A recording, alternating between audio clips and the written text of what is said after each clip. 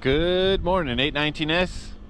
It's a chilly one. The temperature says 7, but it feels like it's like 3 or 4 degrees. It's definitely chilly. It's kind of more bitter today. And gasoline, if you can see it, it's $1.44 for regular, $1.55 for high ox. So the prices have come down again, which is definitely good news. Today in the news, I saw a story about Shibuya. Shibuya is one of the big wards of Tokyo. Obviously, Shibuya Station is one of the most famous places in Tokyo.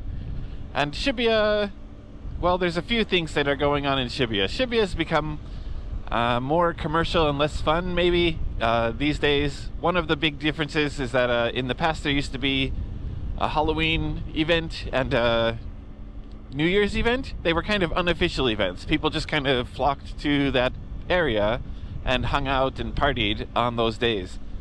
And after COVID, after COVID and after the situation that happened in Korea where a bunch of people swarmed down a street and people ended up dying, Shibuya has been cracking down on those kind of events.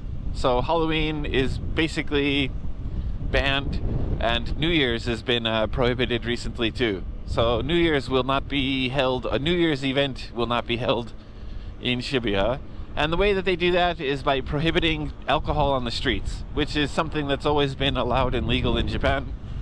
So basically, if you want to go hang out there and bring your own alcohol and hang out in the streets and party, I believe the police can confiscate your alcohol from you.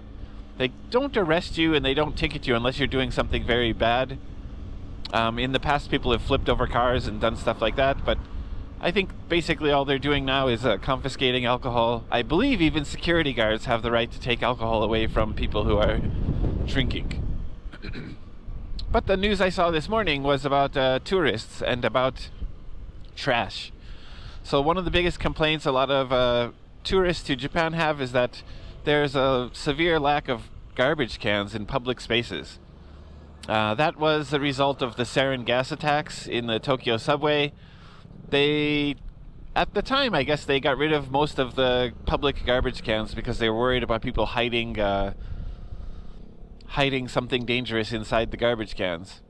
And these days, convenience stores and stuff have been removing outdoor garbage cans because people kind of abuse them.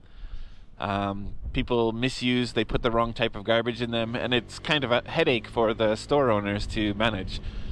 If I put garbage in a trash can that's meant for pet bottles or something like that, then the store clerks are going to have to separate and clean up the garbage can, which is, I don't know, it's unfair to them, I think. I agree with that.